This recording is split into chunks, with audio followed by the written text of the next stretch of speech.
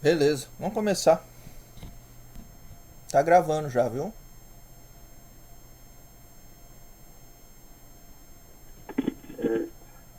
Então, você quer que eu apresente primeiro ou você vai pegar e Pode, ver com não, o André? pode começar a apresentar.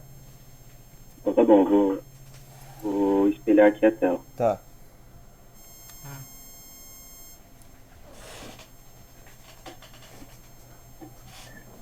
Tá compartilhando certinho? Tá, certinho, já chegou. É. Bom, bom dia a todo mundo. Meu nome é José Arthur. Eu vou reapresentar a minha parte do trabalho, e o trabalho 6, que é feito junto com o André. Eu vou representar porque na última aula eu tive alguns problemas com o microfone e eu passei essa semana corrigindo eles e espero que dê tudo certo. O tema que eu vou citar vai ser integrais de contorno, mas antes de eu entrar de vez em integrais de contorno, eu vou passar um pouco por integrais de funções complexas. Bom, sendo a função, né, f indo para f em t igual a u em t mais i v em t, sendo essa função contínua no intervalo a e b, a gente pode escrever que a integral de uma função complexa é a integral de f em t igual à integral de u em t, mais a integral de i vezes, quer dizer, mais i vezes a integral de v, sendo todas essas três integrais entre os intervalos a e b. Bom, as integrais de funções complexas, elas possuem algumas propriedades. A primeira propriedade que a gente tem é mais uma forma que a gente pode representar separadamente tanto a parte real quanto a parte imaginária de uma integral de função complexa. A gente pode perceber que, analisando tanto a parte real quanto a parte imaginária, a gente percebe que a parte real da integral vai acabar sendo a u, a integral de u, e a parte imaginária vai acabar sendo a integral de v. Além disso, a gente também pode escrever como integral de real da função t e integral de real, quer dizer, e integral de imaginário da função t. Outra propriedade que ela tem é uma forma de demonstrar a linearidade da integral.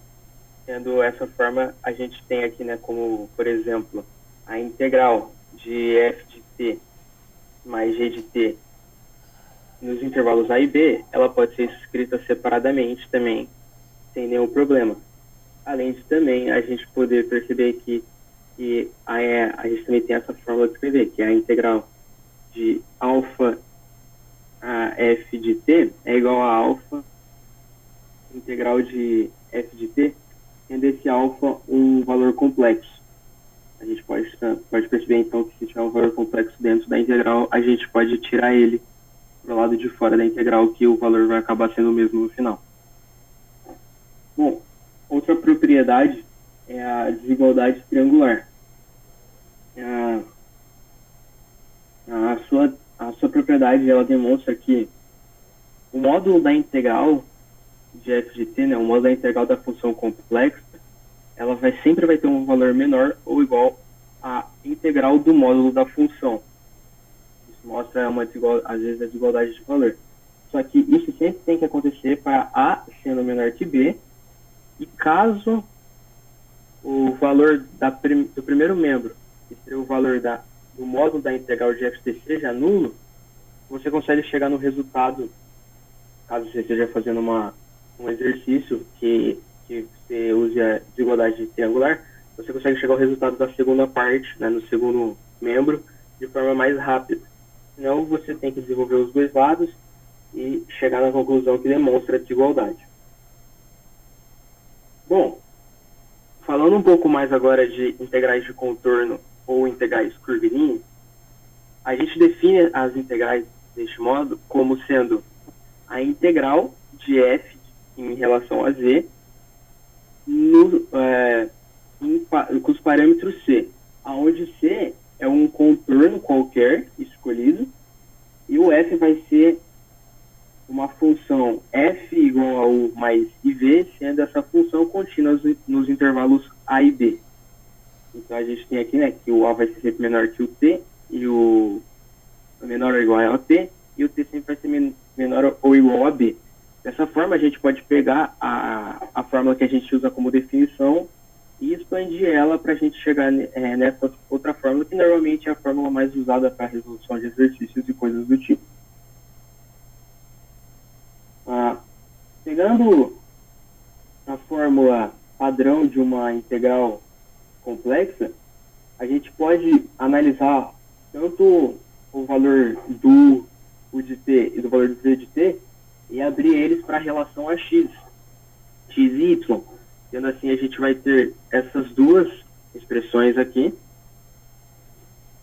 E utilizando essas duas expressões com a versão da integral curvilínea, na qual a gente abre ela também, que é essa maior, quando a gente integra as duas, a gente acaba gerando essa terceira equação, essa terceira expressão, que quando você for usar para exercícios que estiverem em relação a x e y, a sua curva, o seu contorno, vai ser o jeito que você vai usar. Entretanto, para que esse contorno seja contínuo no arco C que você estiver escolhendo, né, porque isso vem da integral de C, você precisa que todos os números compostos, todos os números escolhidos entre A e B sejam finitos, e que o arco infinitos do arco regular, e que o valor de z' não seja igual a zero. Porque caso o valor de z' seja igual a zero e o arco não seja não tenha números finitos, ele seja um arco infinito, você pode acabar gerando valores que não sejam contínuos para z' e assim acabando com a continuidade do contorno C. Bom, a gente pode perceber que a integral curvilínea, a expressão de integral curvilínea, ela é invariante a uma mudança de parâmetro, né?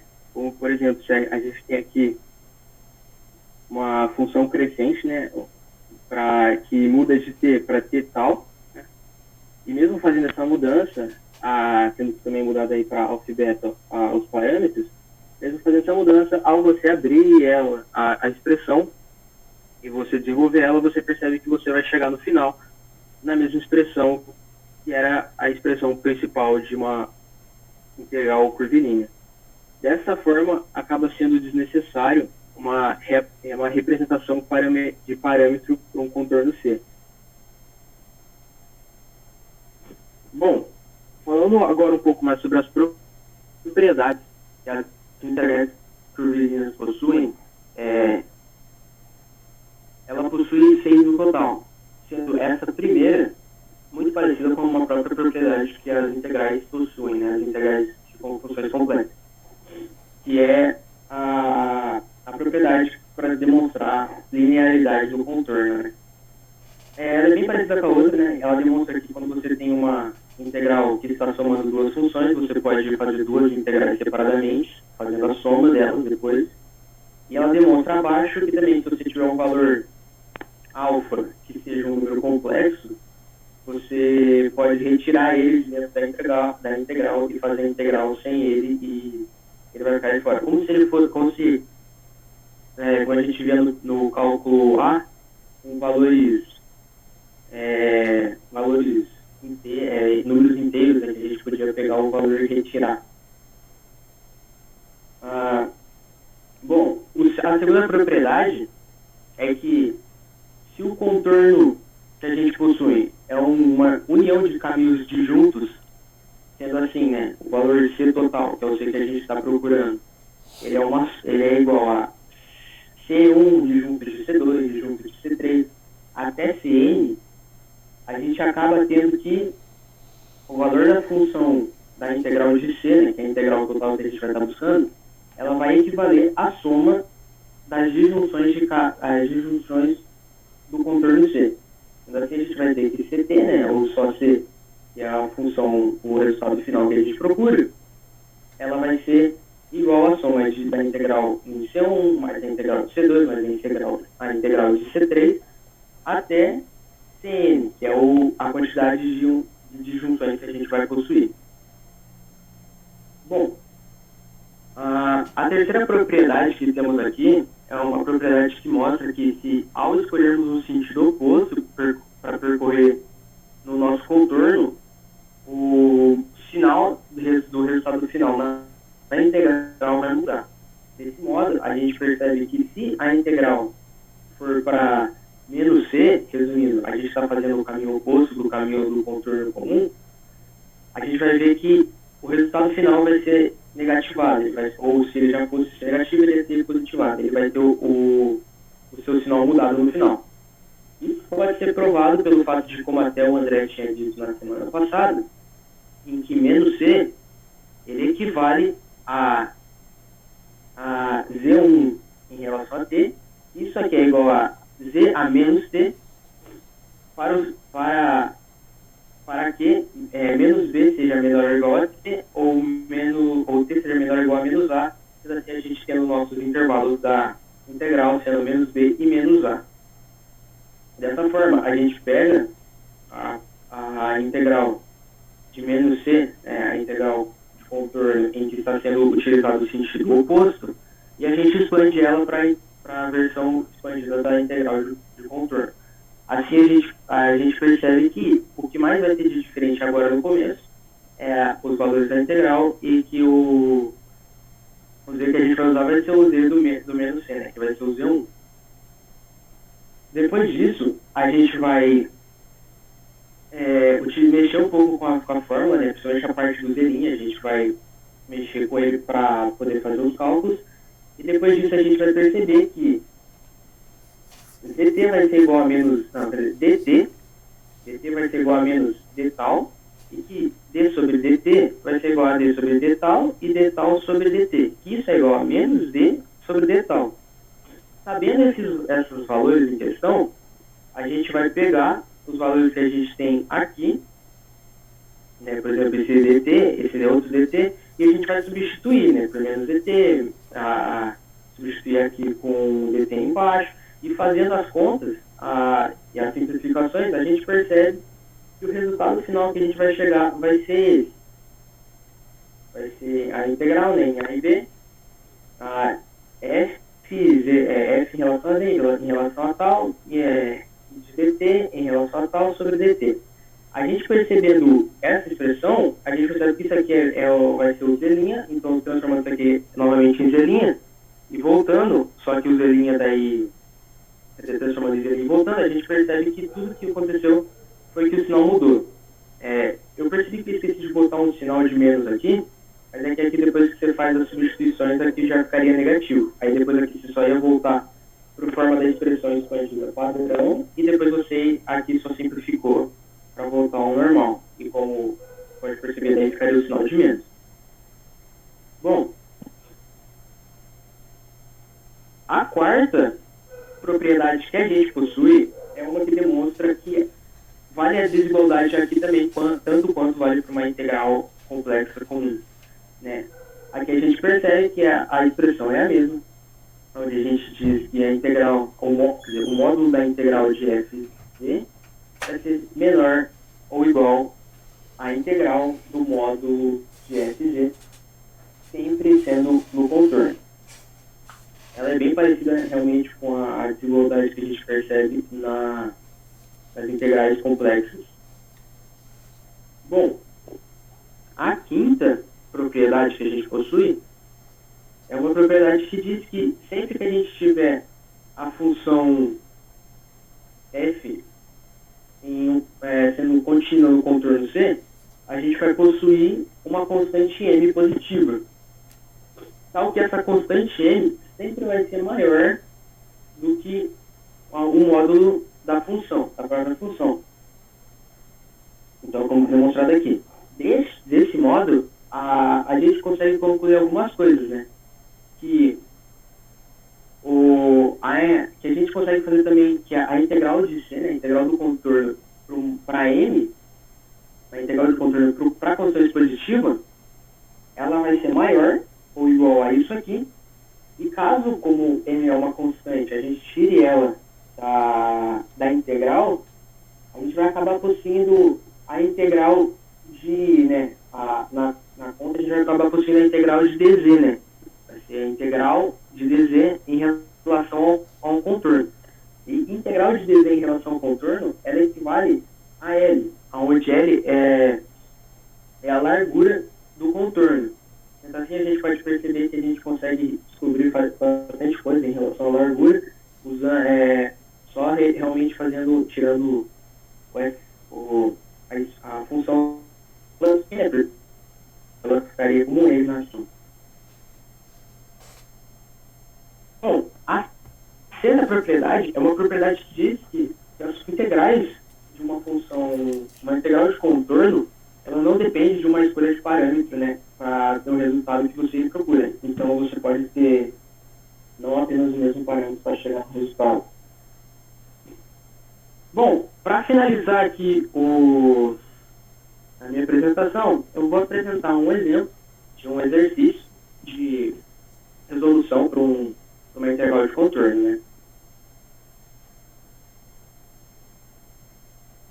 Tendo aqui, né, aqui é a fórmula da integral de contorno, e a gente tendo a função sendo 2x menos y mais x quadrado, a gente tem o nosso objetivo é calcular a integral.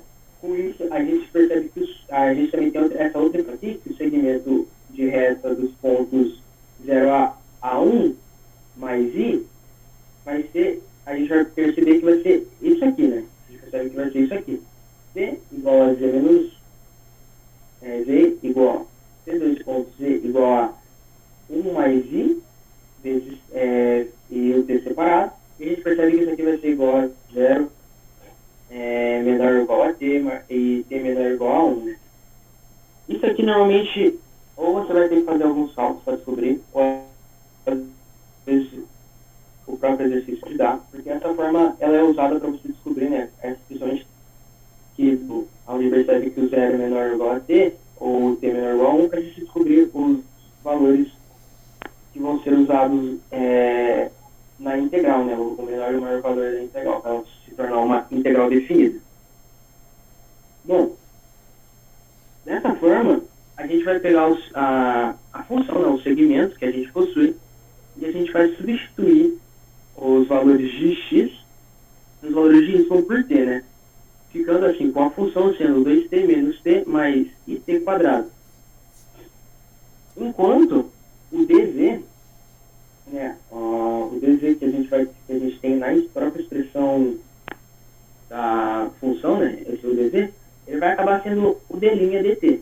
Né, o dz sempre vai se tornar o d' dt. E esse d' dt vai ser igual ao valor que a gente encontra aqui, dt. O t aqui vai virar dt. Dessa forma, a gente consegue fazer a substituição de valores, né? Como você pode observar, o valor de z', ele até sai aqui fora, né? Da integral, porque normalmente quando você for fazer vai dar um valor, uma constante, um z' para toda a parte do arco que você estiver calculando, e ele vai sair sempre, ele vai ficar do lado de fora. Desse fato, você vai integrar o que estiver dentro, né, da forma que a gente já está acostumado a integrar. E sempre percebendo aqui que você vai integrar o t, né, porque está em dt. E depois, como uma integral definida, você, depois de fazer a parte da integral, você tem que definir os dois pontos, fazendo as contas, né, e sempre depois fazendo as contas do resultado que é daqui, e depois dividindo com o valor que você tinha do z', você vai acabar chegando no resultado. Normalmente, para resolver questões de integrais de contorno, vai ser bem parecido, né? A questão, às vezes, é só que você vai ter que achar uma forma de procurar o parâmetro, ou, às vezes, o próprio exercício pode te dar. Mas a questão do cálculo em si, ele é muito parecido com o que a gente já viu em cálculos de integrais. Só tem que tomar cuidado com o i, que é o equivalente ao número imaginário.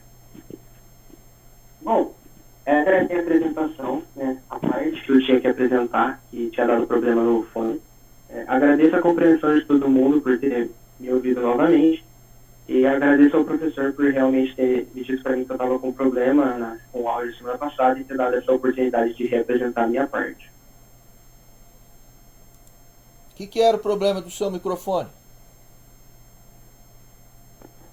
Eu não sei, eu acho que o que aconteceu foi que o meu fone de ouvido ele não conectou, ele não pegou como a entrada de som e a entrada de som ficou no computador. E ela deve estar tendo algum problema de entrada de som no meu PC. Entendi. Hoje ficou tudo beleza. Deixa eu te perguntar. Coloca aí de volta a transparência e os slides e vai naquela parte lá da integral que ela é invariante a qualquer mudança lá que você fizer. Isso aqui? Não, mais pra trás. Deixa eu ver, peraí. Isso aí, é isso aí. Invariância da integral, isso daí.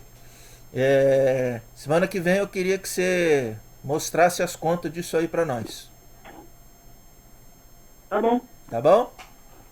Na quarta que vem. Eu mostro daí. Isso, quarta que vem.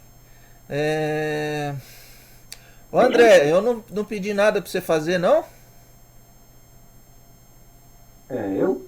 Uhum. Você pediu sim. E aí, conseguiu? Eu pesquisei aqui bastante, que era sobre conectividade simples. Eu confesso que eu achei bem complicado entender, assim, como é que, definição mais formal daquilo, assim. Mas eu peguei um exemplo aqui que eu acho que talvez explicita melhor, assim. Tá, pode ser o exemplo então. Mostra aí pra nós então. Deixa eu colocar aqui para apresentar.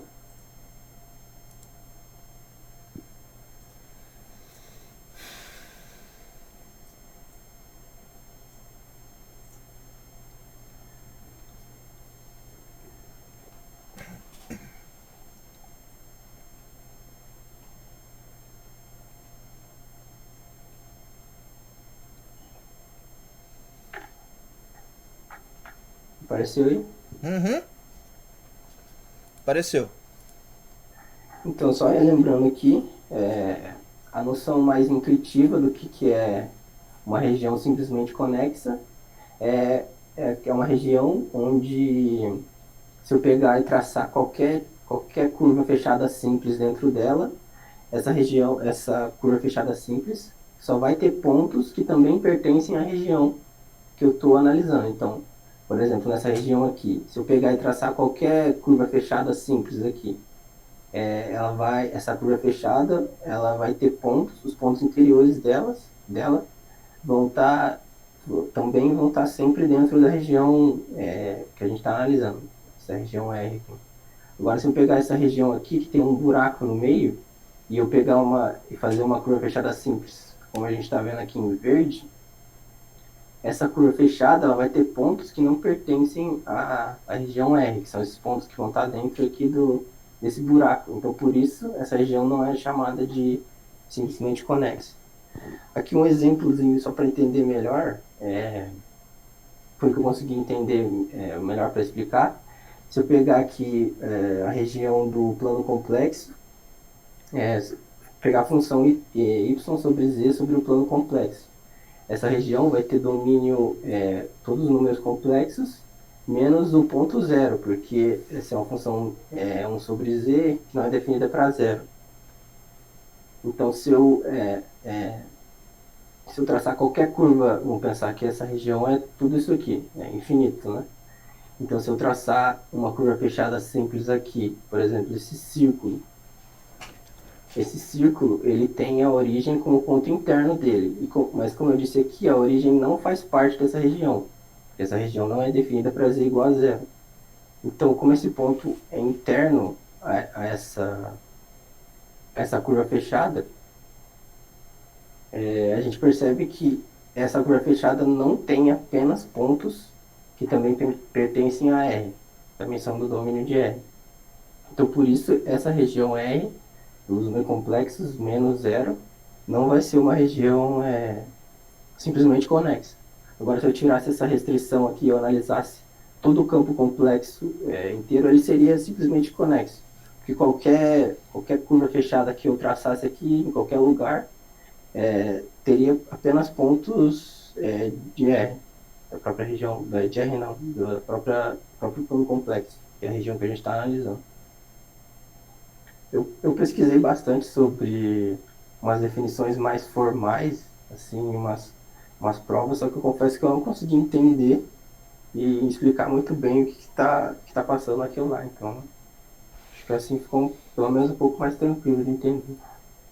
Tá. Tá bom. Deixa eu apresentar um negócio aqui agora então. Tá bom, deixa eu apresentar uma parada aqui agora pra vocês.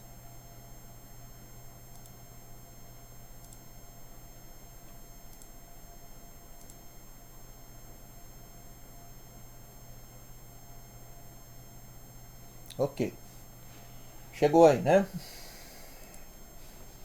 Sim, Bom, isso aqui é sobre a região ser conexa. É um pouco diferente do que você estava olhando ali, é um outro conceito, tá? Mas vamos ver a questão de ser conexo aqui. Antes de olhar para isso daí, vamos pensar aqui um pouco então. Então eu tinha desenhado lá um quadrado. Quero decidir se esse negócio aí é conexo ou não. Bom, o que quer dizer ser conexo, né? Então, por exemplo, se eu tivesse desenhado uma coisa assim. Então eu tenho duas figuras, à esquerda e uma figura à direita aqui. Ser conexo significa que se você escolher qualquer dois pontos aqui, quaisquer dois pontos, e uni-los por meio de uma reta, essa reta tem que estar totalmente contida dentro da figura. Tá? Então a primeira aqui, se você for tentar encontrar uma reta aqui que parte dela fique fora, você não vai conseguir. Já na outra ali, você consegue encontrar dois pontos em que parte da reta que une os dois pontos fica para fora, que é essa parte aqui. Ok? Então, essa aqui é uma região que a gente chama de conexa, do ponto de vista geométrico, e essa aqui não é conexa. Bom, então, se eu tivesse falando, explicando isso daí, perceba que é diferente lá do seu caso, porque o seu caso é uma questão de encontrar um buraco lá dentro. Um buraco lá dentro, então, por exemplo, eu poderia ter uma coisa assim.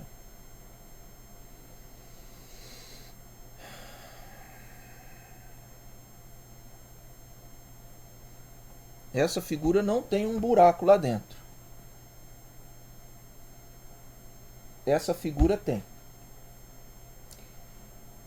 Essa figura que tem esse buraco aqui dentro, ó, e essa aqui que não tem o buraco lá dentro, então essa aqui está dentro daquela... Como é o nome mesmo que você dá, José? André? Essa figura que não tem um buraco lá dentro? simplesmente conexa.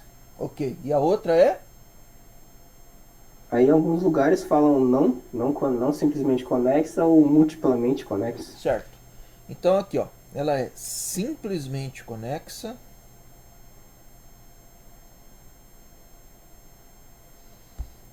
E aqui é não simplesmente conexa.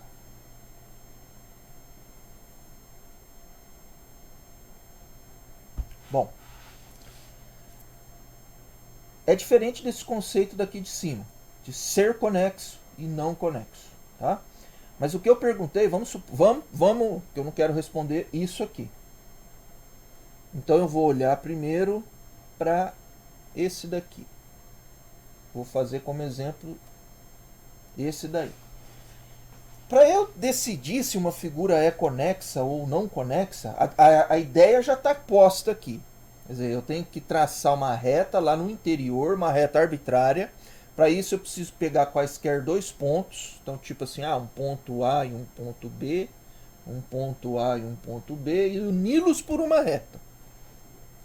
Se alguma parte dessa reta ficar para fora do conjunto, então não é conexo.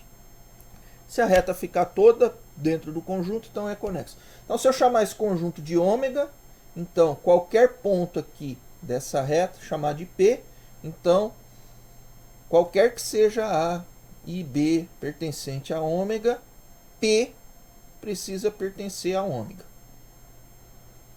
Se eu tiver um ponto que não faz parte, ferrou, não é conexo. Tá?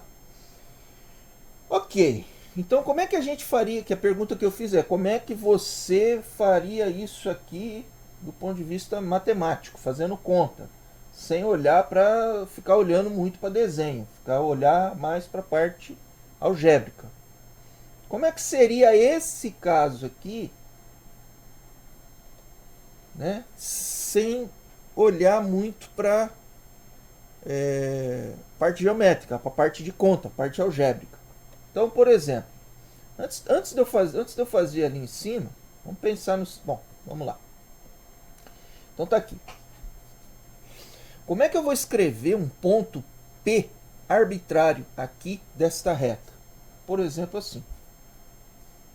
E o lambda maior ou igual a 0, menor ou igual a 1. Então, quando o lambda é igual a 1, eu estou no ponto A. Quando o lambda é igual a 0, eu vou estar lá no ponto B. E isso aqui eu estou percorrendo de maneira linear, então, tá? Aqui eu vou percorrer todos os pontinhos, desde o ponto A até o ponto B, por meio dessa expressão aqui. É uma expressão vetorial. E eu vou percorrer todo mundo em cima da reta. O que eu preciso investigar? Se P pertence a ômega. Tá. Aqui ainda não está muito, né? Vamos ver um exemplo? Vamos ver um exemplo. Vou considerar o seguinte conjunto. Ômega é igual a x pertencente ao Rn, tal que AX é igual a um Bzinho.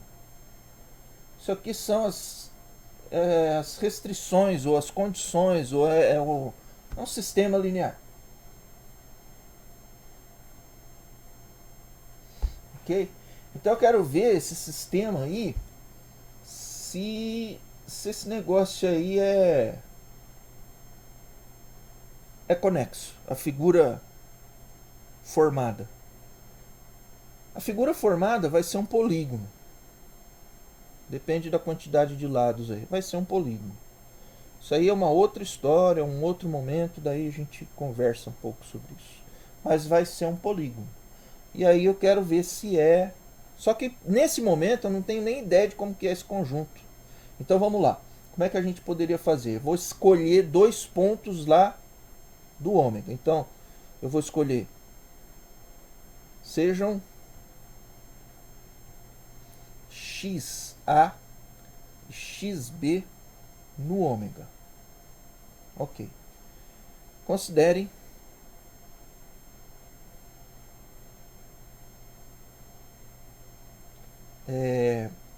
sei lá, tá? Vou chamar de P igual a lambda XA mais 1 menos lambda XB.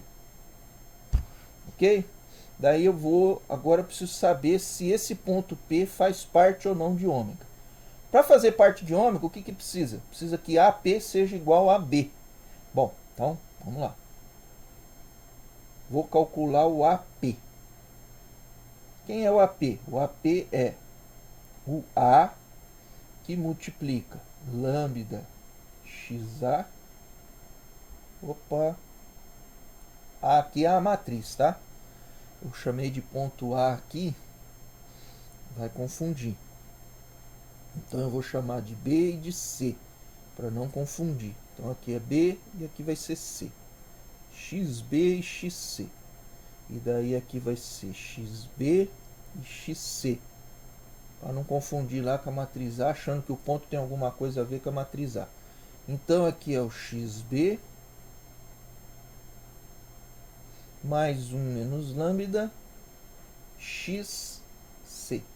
Ok, então agora eu vou fazer a conta. Vou distribuir, porque matriz distribui. E esse aqui é um lambda, ele pode ir para um lado ou outro da matriz, porque ele é um número, não tem problema, um número real. Então vai ficar lambda A XB mais 1 menos lambda A XC. Beleza. Acontece que XB e XC estão em ômega. Se eles estão em ômega, então significa que o AXB dá B e o AXC dá Bzinho. Então isso aqui vai ficar igual a lambda Bzinho mais 1 menos lambda Bzinho. Como Bzinho aqui é um vetor, mas eu posso coletar do lado direito. nas duas parcelas dessa soma, posso colocar ele em evidência do lado direito. Isso vai ficar lambda mais 1 menos lambda. Isso vai dar simplesmente Bzinho. Ok, então AP é igual a Bzinho, então P pertence a ômega. P é o quê? P é um ponto qualquer da reta que une o XA até o XB. Então aquele conjunto meu é um conjunto conexo. Pronto. Então esse conjunto aqui é um conjunto conexo. E eu verifiquei isso sem olhar para o desenho desse negócio. Simplesmente fazendo conta. André, eu vou te dar mais um tempo para você tentar fazer algo semelhante com essa parada do buraco.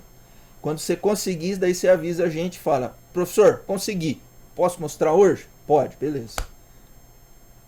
Ok. Tá bom? Precisar me cutucar, me cutuque. Beleza. Quem que vai apresentar mais hoje?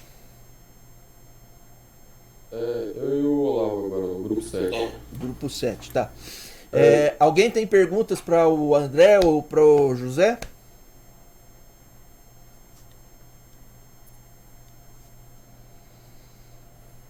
Ninguém?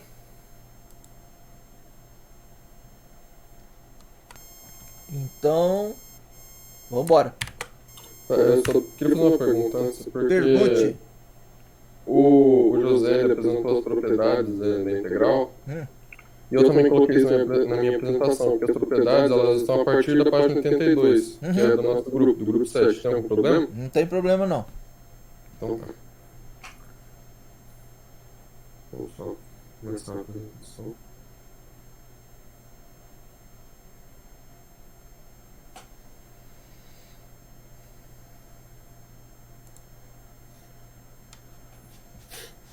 Tá dando pra ver? Tá. Beleza. Tá sim. Então, eu vou começar a apresentação do nosso grupo, que é sobre os teoremas de Green e de Cauchy. Eu estou fazendo um grupo com o Olavo, então eu vou começar a apresentação e logo em seguida ele vem com a parte dele.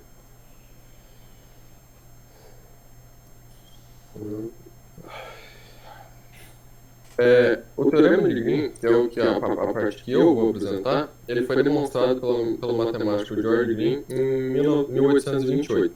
Só que antes de eu entrar, de fato, no que é o teorema de Green, eu vou mostrar as propriedades das integrais e dar continuidade no que o grupo anterior estava falando. Então, começando com a primeira propriedade da integral que o livro apresenta para a gente, na página 82, ela diz sobre a linearidade da integral.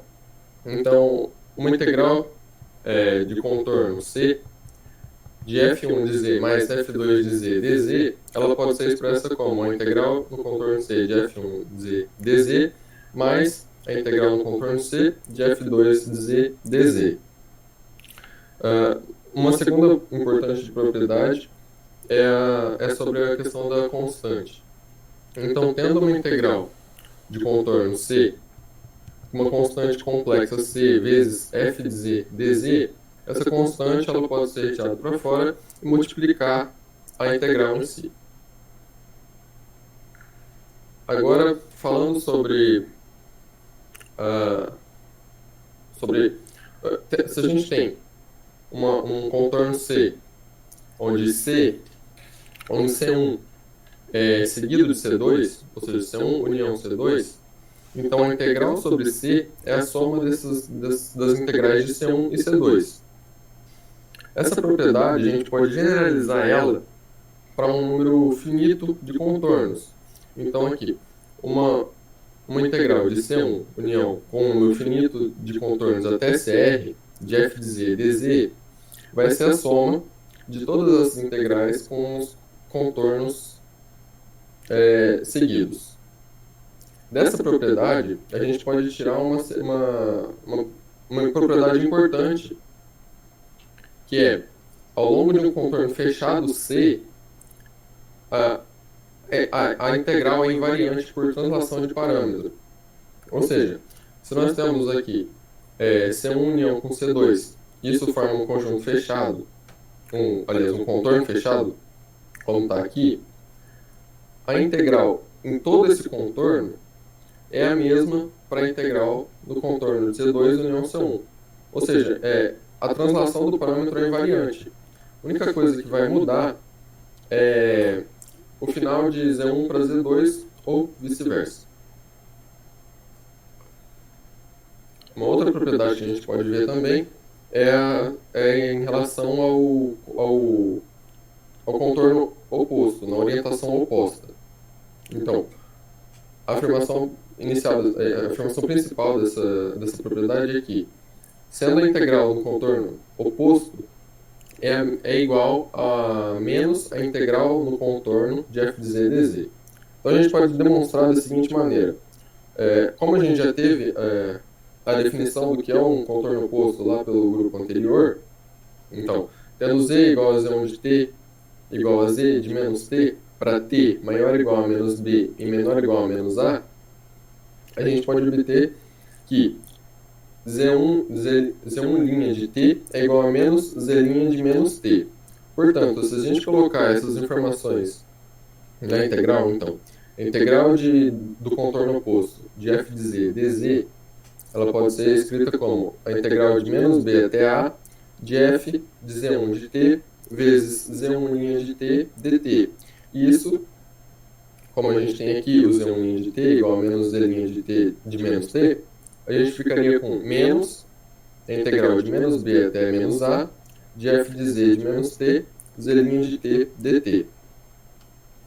E, finalmente, se a gente utilizar, substituir o menos t por um t maiúsculo, por exemplo, a gente vai obter que a integral do contorno oposto de f de z dt é igual à integral de b até a de f de z de t maiúsculo, z' de t maiúsculo dt. Isso, se a gente transformar essa integral em negativo, ficaria a integral de a até b de f de z de t maiúsculo, z' de t maiúsculo dt. Então, isso confirma a nossa afirmação inicial aqui. Agora, a próxima propriedade ela é em relação à desigualdade. Então, se a gente tem um módulo da integral no contorno C de f de z dz, esse módulo dessa integral ele vai ser menor ou igual à integral de f no contorno C do módulo de f de z módulo de dz. E, portanto, uma última propriedade importante também seja f uma função contínua sobre um contorno de arco C, então existe uma constante m tal que. Então aqui ele nos diz o seguinte, se nós tivermos o módulo da integral no contorno C de f de z dz, então esse módulo vai ser menor ou igual a m vezes a integral do módulo de dz. Isso vai ser igual a m vezes o L. Então o L para a gente aqui é a integral do módulo de dz. Ou seja, o L é o comprimento do contorno C, que pode ser escrito da seguinte maneira. L é igual à integral no contorno C dz é igual à integral de A até B de z' de t dt. Certo? Agora que eu apresentei essas propriedades, eu falei um pouco sobre elas, eu vou entrar então no que é o teorema de Green, que é a parte principal da minha apresentação. Então, o teorema de Green ele estabelece uma igualdade entre a integral de contorno e a integral dupla. Então, se a gente considerar que nós temos a seguinte integral de contorno, então, integral no contorno C de p dx mais q dy, sendo C uma curva fechada, a gente vai ter a seguinte igualdade. Então, primeiramente, sejam p de x, y e q de x, y funções definidas numa região simplesmente conexa a R com derivadas primeiras contínuas. Para qualquer contorno fechado simples, C em R, e esse contorno, essa região, ela tem que ser fechada, formada por um número finito de curvas simples, regulares por partes, disjuntas e orientadas positivamente. Então, a integral do contorno C de p dx mais q dy vai ser igual à integral dupla da região R da derivada parcial de q em relação a y menos a derivada parcial de P em relação... Aliás, a derivada parcial de Q em relação a X, menos a derivada parcial de P em relação a Y dx e dy, onde R é uma região interior a C. Então, falando um pouco mais sobre essa região R, como eu falei as características delas, que ela tem que ser uma região fechada, formada por um número finito de curvas simples, regulares por partes e disjuntas orientadas positivamente.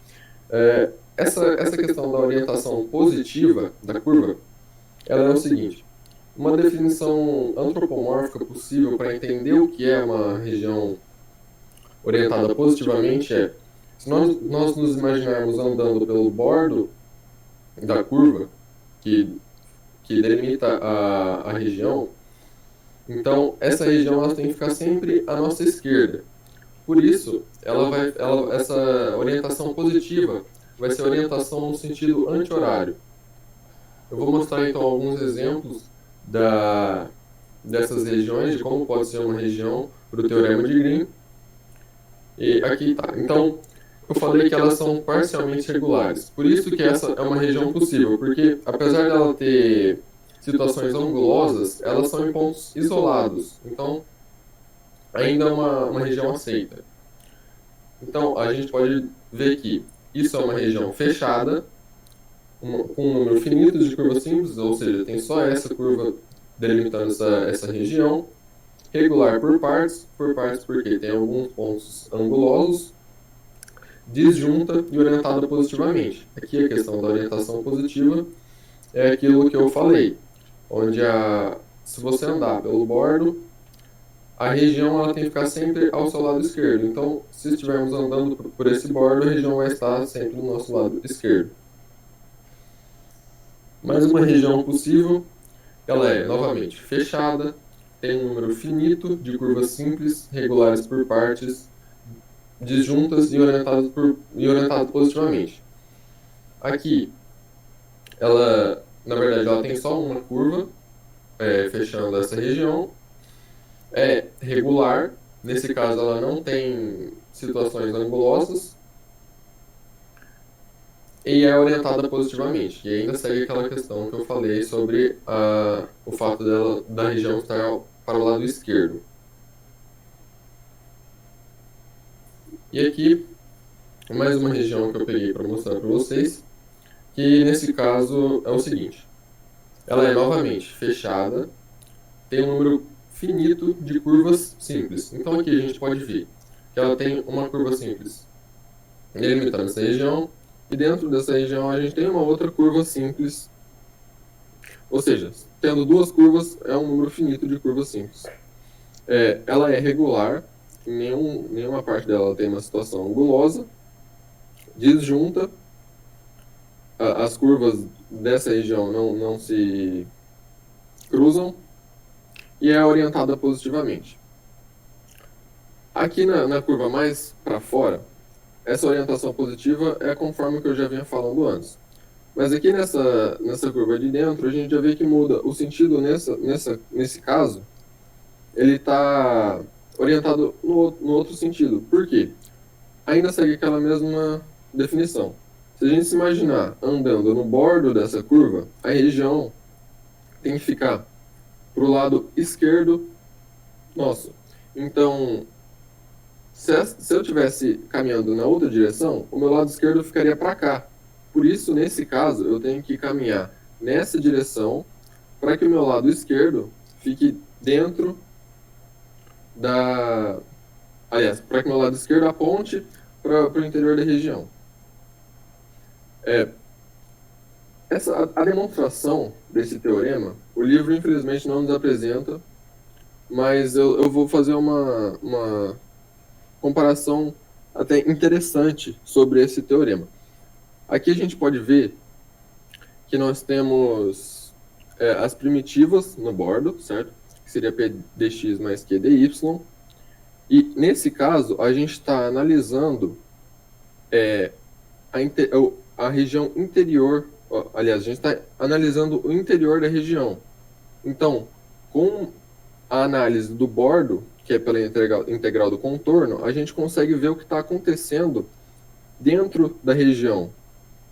E isso é parecido com o teorema fundamental do cálculo, onde a gente tem as primitivas, a gente tem como f de B é primitiva e f de A também é primitiva, é uma situação parecida, onde a gente vê o que acontece ao longo de toda essa região, analisando apenas os bordos.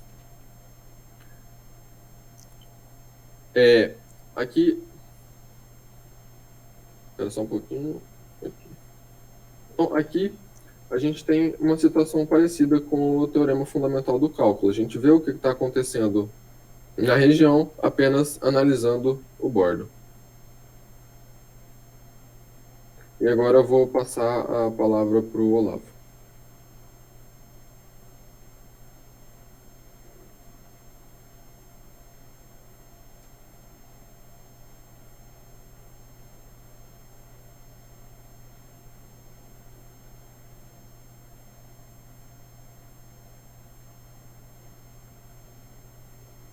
Apareceu certinho? Sim. Beleza, então.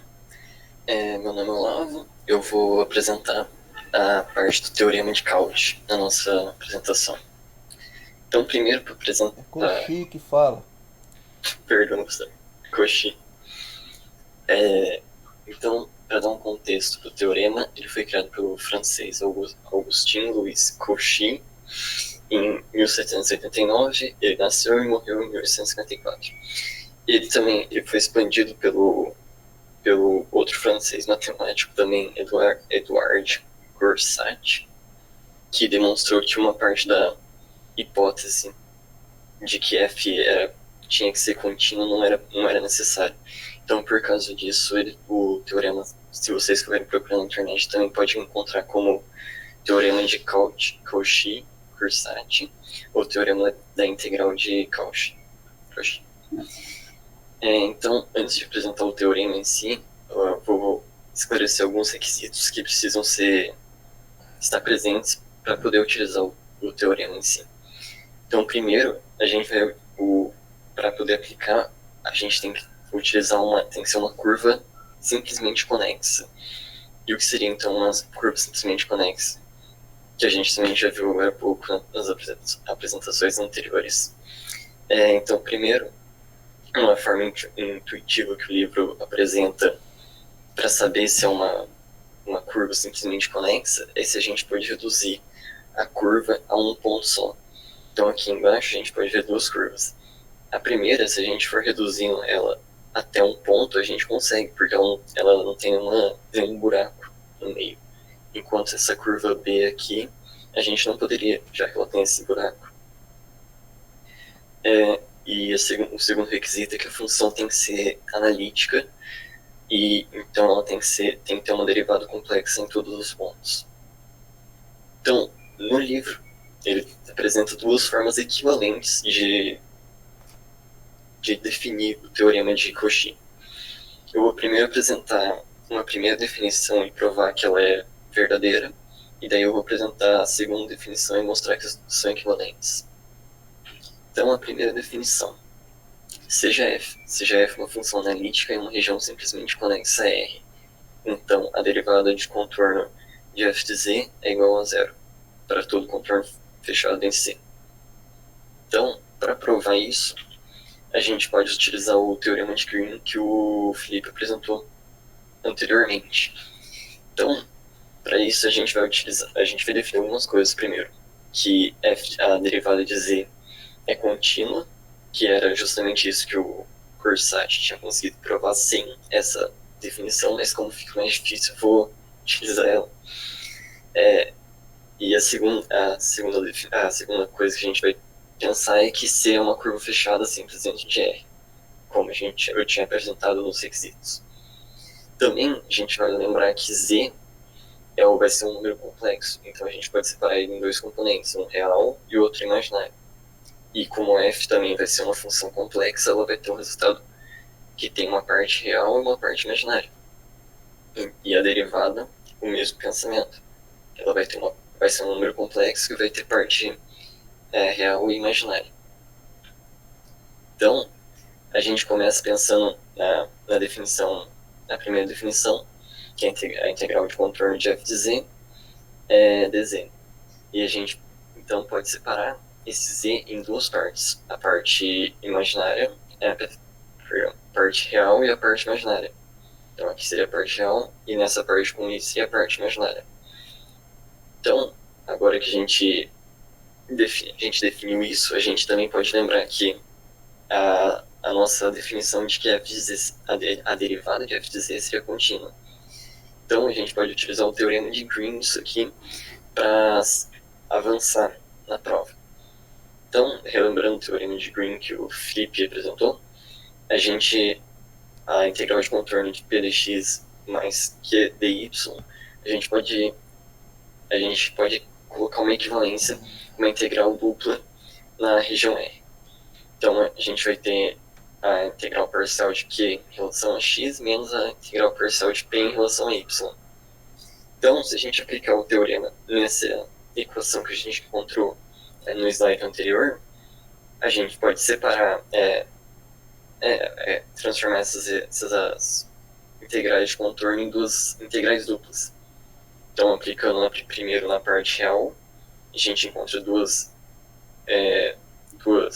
integrais derivadas parciais, e na parte real e na parte imaginária também. Só que, como a gente também definiu que, ainda no pensamento, que a f' de z é analítico, a gente pode, então, utilizar as condições de Cauchy-Riemann. Então, a gente pode pensar que a derivada parcial de u de x vai ser igual à derivada parcial de v em relação a y. E a mesma coisa para a derivada de 1 derivada parcial de 1 em relação a y, que vai ser igual a menos a derivada parcial de v em relação a x.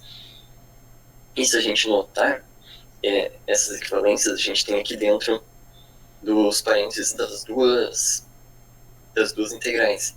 Então, essa parte vira zero e essa parte também vira zero. Então, com isso a gente consegue provar, e como a integral de zero vai para zero, aqui zero e aqui zero também. Então, com isso a gente prova que a integral de contorno de c de f de z é igual a zero. Então, agora, para a segunda definição. A segunda definição fala que seja f uma função analítica numa região simplesmente conexa a R. Então, a integral de f ao longo de um contorno ligando z0 a z só depende desses pontos e não do contorno de integração. E como que a gente pode provar isso utilizando a primeira definição que a gente já viu que é verdadeira? Então, primeiro, para provar, a gente vai pensar que a gente nem precisa mais pensar porque já foi provado isso, que a primeira definição é verdadeira. Então a gente vai ver esses dois contornos que formam uma região fechada. Vem de z até z0 até z, que é o contorno 1, e de z0 até z de novo, que é o z2. E a união desses dois vai dar um contorno fechado em R. Falando aqui. Então, como a gente sabe que isso aqui, seguindo a primeira definição, tem que ser zero.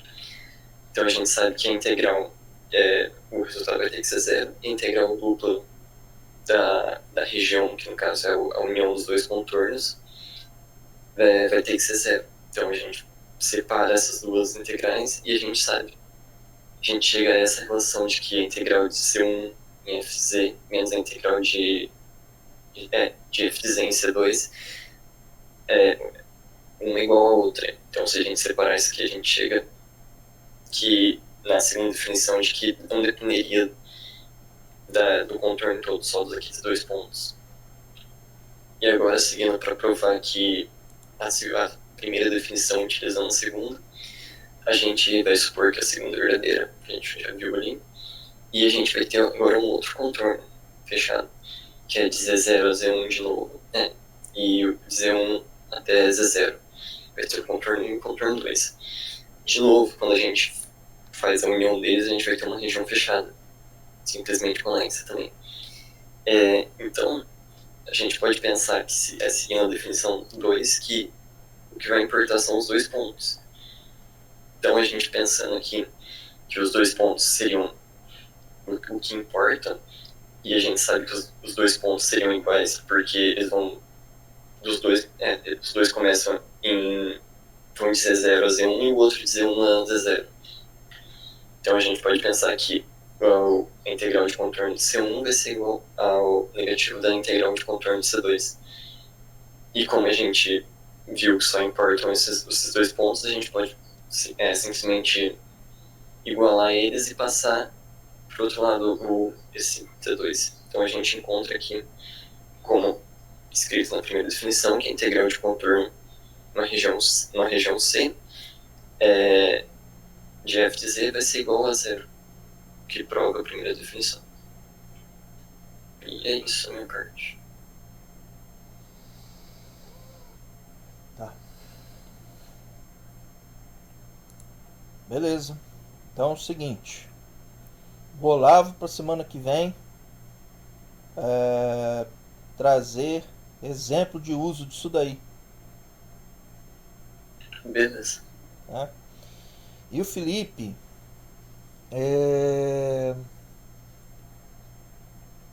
eu queria que você fizesse para nós a semana que vem qual que é a relação desse teorema de Green aí. Eu não ficou claro para mim o seguinte: esse teorema de Green é uma versão do teorema de Green para número complexo, ou esse teorema de Green, mas aí precisa me responder semana que vem, ou é o teorema de Green no cálculo mesmo, e o livro só relembrou um pouco como que ele é, e daí ele foi utilizado para fazer a demonstração do teorema de Cauchy. Entendeu, Felipe, a diferença de uma coisa e da outra? Sim, professor. Beleza, daí semana que vem você responde isso. Tá bom, então. Mas daí eu quero que também, que isso é bastante simples de responder, mas aí você responde semana que vem, talvez você já até tenha a resposta aí para dar. Mas aí o que eu queria que você dissesse para nós então qual que é a relação do teorema de Green com divergente. Tá bom. Tá bom? Uhum. Beleza. Então tá. Só para confirmar, ficou então para quarta que vem. Ou para quinta que vem. Pode ser para quarta que vem. Beleza. Tá? Porque quarta que vem tem só na verdade a gente nem sei se o André vai conseguir responder lá para quarta que vem. Então, tá? Então, em princípio fica para quarta que vem, tá? Ok. Então, por hoje fechou, né? Professor, Diga. bom dia. Bom dia. Eu moro aqui em Sorocaba e amanhã eu vou ter uma tomografia lá em Itu, 9 horas da manhã. E amanhã que ficaria a minha parte junto com o Vinícius. Tá, pera aí, quem tá falando? É o Gustavo, professor. Ah, o Gustavo. Sobre a integral de Cauchy. Tá. E eu queria saber se eu posso começar a apresentar hoje e amanhã ele finaliza, porque daí não atrapalha nenhum dos dois, que amanhã eu não vou estar aqui. Pode. Pode ser? Pode ser. Manda bala. Beleza, então. Vou arrumar aqui só. Tá bom.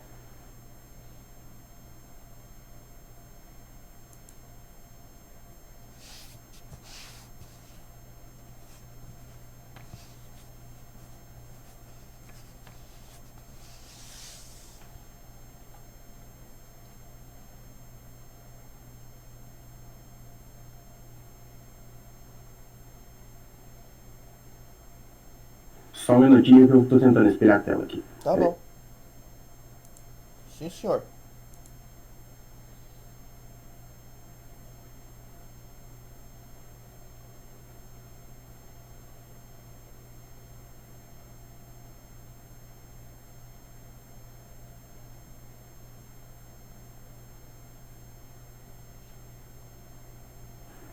Estão conseguindo ver minha tela inteira? Sim. Beleza, então. Vamos lá.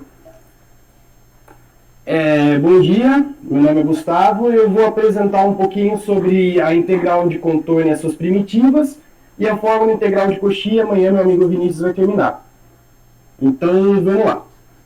As integrais das primitivas. Agora, como o nosso amigo explicou, o teorema de Cauchy, ele é também conhecido como teorema de Cauchy-Gaussat, ele é o teorema fundamental da teoria das funções analíticas. Os principais resultados que a gente vai estudar são consequências diretas desse teorema. Aqui, na minha apresentação, a gente vai se focar mais no fato que uma função analítica ela tem uma primitiva. E lembrando da definição de uma função primitiva, a gente diz que uma função fzona é uma primitiva de fzinha se a derivada dessa fzona for igual a fzinha. Então a gente viu que quando a gente está calculando as integrais complexas, algumas dependiam do caminho escolhido e outras não. E essa dependência ou independência de caminho, ela está muito ligada à função possuir ou não uma primitiva e um domínio dado. Então agora eu vou passar esse teorema, que é composto de 3 partes. A gente vai demonstrar a aplicação de uma parte para outra, e depois a gente vai fazer um exemplinho para ficar tudo certo. Então vamos lá. Se a gente tem uma função fzinha contínua no domínio D, que está contido no domínio dos números complexos, então, se uma das alternativas abaixo elas forem válidas, as outras também serão. Então, vamos lá. O primeiro ponto. Se fzinho tem uma antiderivada ou uma primitiva em D, então existe uma função zona f, tal que a derivada dessa função zona f vai ser igual a fzinha. Então, se a gente tem duas funções lá, e a derivada de uma for igual a outra, então essa uma é primitiva. A gente vai ver depois no exemplo, vai ficar muito melhor. Aqui a gente está mais na parte teórica ainda.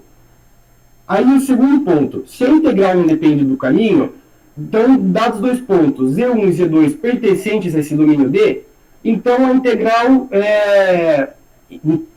só um minutinho. A integral de Z1 até Z2 ela vai ser igual ao teorema fundamental do cálculo da fzona, como o Felipe explicou agora atrás.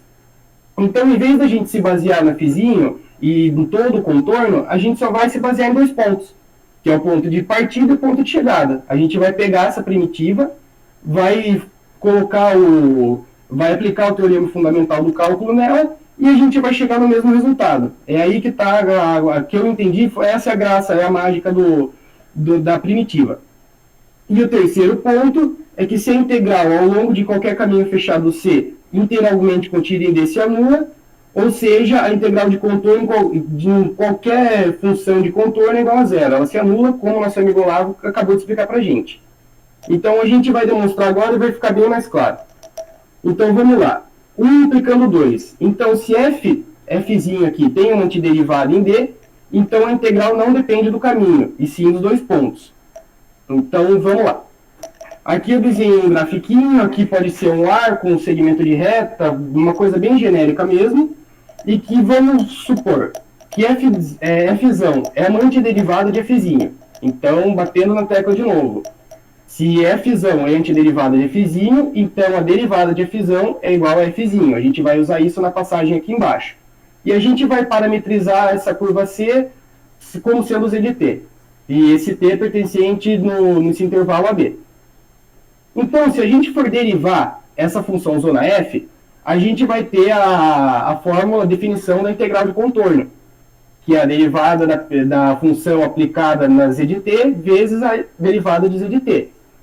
E aqui a gente vai usar a definição que eu estou batendo muito na tecla, que é a derivada da função zona f é igual à funçãozinha normal, porque ela é primitiva. Então a gente vai fazer essa substituição aqui. E a gente vai calcular a integral de f de z ao longo desse caminhozinho aqui que eu desenhei. Então a gente tem o caminho C, ponto Z1, Z2, todo o domínio D aqui, e a gente vai calcular a integral ao longo desse contorno.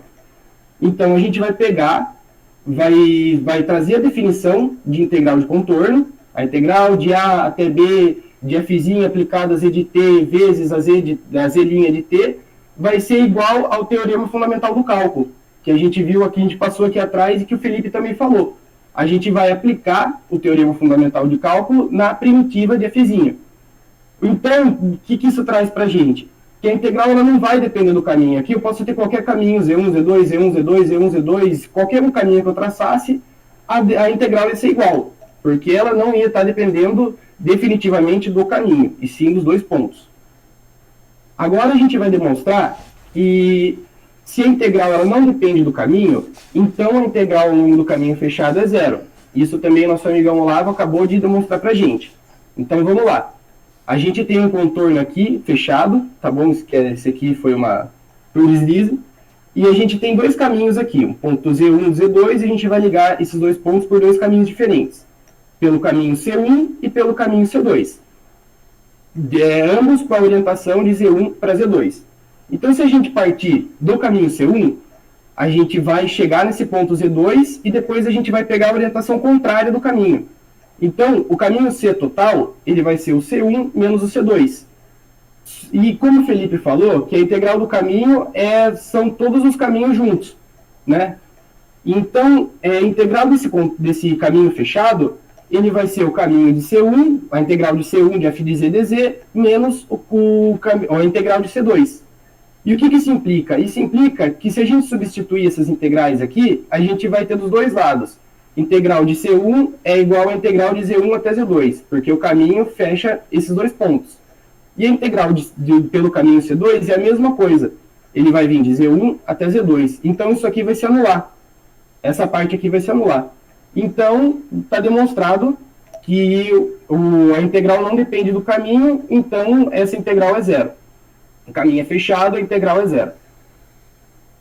Só um minutinho. Aqui. E agora a gente quer mostrar, de fato mesmo, que a derivada da primitiva é igual a fzinho. Essa aqui é uma parte bem maçante, ela tem bastante parte teórica, bastante truque para a gente chegar nos resultados, mas prometo que quando a gente chegar lá no exemplo vai ficar tudo muito mais claro. Então, vamos lá. Seja fzinho uma função analítica em uma região R simplesmente conexa. É o caso que a gente tem aqui em cima. Tá? Então, a forma geral da primitiva vem que a primitiva é igual a integral de z0 até z de uma f de w, agora a gente está usando o parâmetro w aqui, mais uma constante arbitrária. E onde ser uma constante arbitrária, z0 é um ponto fixo qualquer de R, e a integração é feita ao longo de um contorno. Ao longo de um contorno. Inteiramente contida em R. Além disto, a função f de z, definida desta forma, é analítica. Ela é analítica porque a f também, para ter uma primitiva, ela tem que ser analítica. Então, a primitiva dela também vai ser analítica. Então, a função f de z, ela está bem definida, uma vez que a integral não depende do caminho escolhido, como eu acabei de falar. E aqui a gente traz a definição da integral, da derivada lá do cálculo A mesmo. Então, a derivada dessa função é igual ao limite de h tendendo a zero, de f de z mais o deslocamento, que aqui a gente vai chamar de h, menos f de z, tudo isso dividido por h. E aqui a gente vai começar a fazer uns truques agora para poder chegar no resultado que a gente está esperando, que é esse aqui de cima. Então, a gente tem que essa parcela aqui de dentro, ela vai ser igual a derivada de z0 até z mais h, que é o deslocamento, menos a integral de z0 até z, dessa funçãozinha da primitiva, que é a fórmula que ela deu. Só que aqui, se a gente abrir essa parcela aqui, a gente vai ter z0 até z. Só um minutinho, professor. A gente vai tirar essa parcela aqui, da integral de z0 até z. E vai sobrar só a integral de z até z mais h dessa função da f de w dw. Então, agora a gente vai definir uma função auxiliar n, com duas variáveis, tal que essa função é definida por f de w menos f de z. Na verdade, isso aqui foi um macete do livro para ele poder sumir com esse w e trabalhar só em função de z. Então, ele vai trazer que f' de z é igual ao limite de h tendendo a zero, de 1 sobre h, e em vez de usar a definição, ele já fez as substituições. F de z mais n de zw, e aqui ele vai chegar nesse resultado. Onde é que a gente, na relação acima, a gente usa o seguinte fato, que o limite de h tendendo a zero, de 1 sobre h, de z até z mais h é igual a 1. Então agora a gente só resta mostrar pra gente que o segundo termo é nulo. Então a gente vai observar os módulos agora, igual foi feito antes. Então o módulo da integral, o módulo da integral ele tem que ser menor ou igual à integral do módulo da função auxiliar que a gente trouxe para a gente poder sumir com esse w aqui. E como a fz é analítica, portanto contínua, dado um epsilon maior que zero, existe um delta maior que zero, então que satisfaça essa condição, que é a condição de continuidade. Então, vai ter o módulo de f de w menos f de z, vai ser maior que epsilon para um conjunto de pontos. que está contido em delta também. Então, portanto, o módulo dessa integral aqui, ele vai ser menor que o epsilon sobre h de z mais h. E se a gente aplicar no limite h tendendo a zero, a gente tem que esse epsilon é maior que zero e a gente vai chegar nesse resultado. Como eu disse, é muito abstrata essa demonstração, ela é muito maçante mesmo, mas agora a gente vai vir com o exemplo e vai matar isso aí a cavalo. Então vamos lá, a gente quer calcular a integral com o limite inferior de i, com o limite superior de i sobre 2 da função, que vai ser aqui no caso a nossa fzinha, e elevado a πz dz. Então a gente tem que essa função f de z é uma função inteira, sem singularidades, tal que uma primitiva de fz, fzona de z, corresponde à seguinte relação, onde a fzona de z derivada vai ser igual a fzinha. Então, se a gente derivar essa função fzona, e elevado a π sobre z, π vezes z sobre π, a gente vai chegar nessa funçãozinha f de novo. Em vez da gente usar todos aqueles macetes, aquelas técnicas para a gente integrar usando a função normal, a gente vai usar a partir da primitiva. Então, o que a gente vai fazer? A gente vai pegar a primitiva dessa função e vai aplicar aos dois pontos de integração, aos dois limites de integração. Essa que tá, é aqui que está a mágica, é exatamente para isso que esse teorema serve, que a primitiva serve.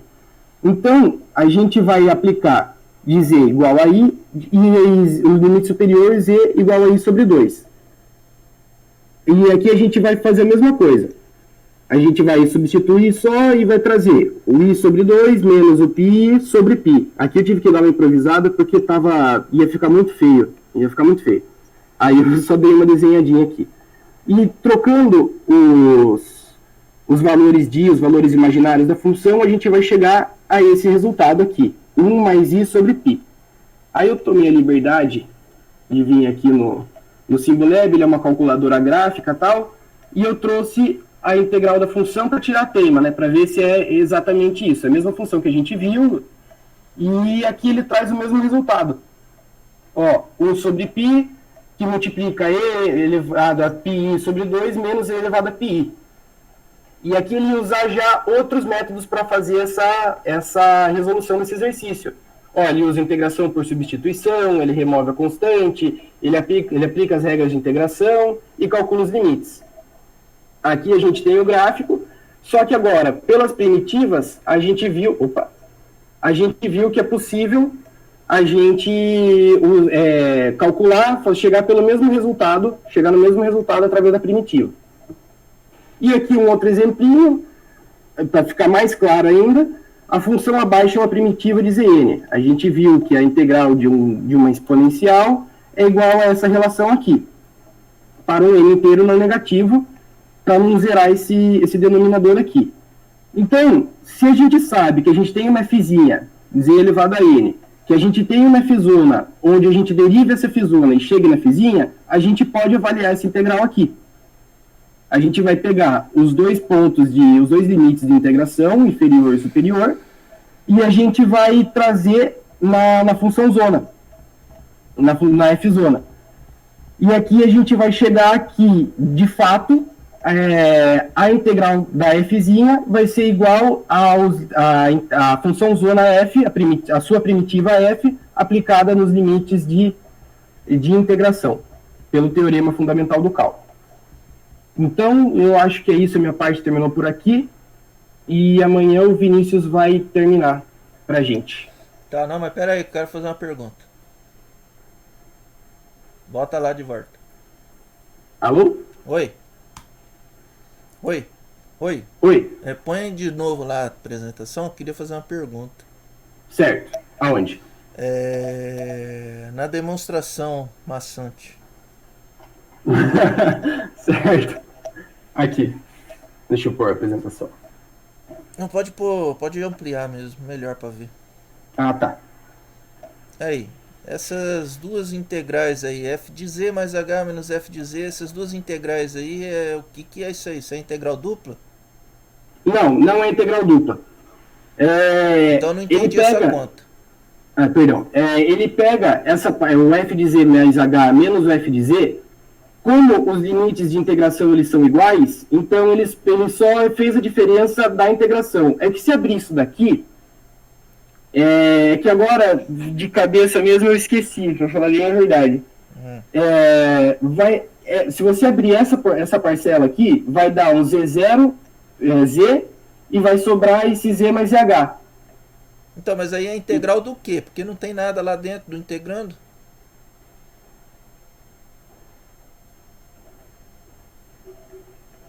Tem razão. Bom, vamos fazer o Eu seguinte. perdi um pouquinho. Tá bom, vamos fazer o seguinte. Bom, desculpa perguntar, você vai fazer tomografia do quê? Que Eu aconteceu? tenho que fazer do abdômen total, professor. Tô com umas dores no abdômen, daí meu médico achou melhor fazer. Ah, tá. Tomara que não seja nada sério, né? Tomara. Mas aí aconteceu de casar, tá marcado desde o dia 24. Não tem não tem eu problema. falei não avisar antes. Não tá com sintoma de Covid não, né? Não, graças a Deus, tô só em casa. Tá. Amém. Então tá, faz o seguinte. Semana que vem daí você explica pra nós essa parada aí. Tá, eu trago a demonstração de novo então. Tá, Pode quinta-feira. ser. Quinta-feira. Beleza. Tá Eu bom? trago de volta então. Então tá. Fechou, professor. Então, Obrigado. Valeu. Pessoal, então fechamos. Daí amanhã o Vinícius apresenta o restante. E queria agradecer todo mundo. Pessoal, vocês se cuidem. E aí é isso. Se alguém tiver alguma pergunta para fazer pro Gustavo e pro resto do pessoal que fez a apresentação, é a hora. Se não tiver, daí a gente encerra. 5, 4, 3, 2, 1. Ninguém tem pergunta. Então, fechamos, terminamos. Valeu. Obrigado pela presença de todo mundo. Gustavo, vai com Deus. Até mais. Obrigado, professor. Valeu. Obrigado mesmo. Boa semana aí, bom fim de semana e tamo junto. Tamo junto.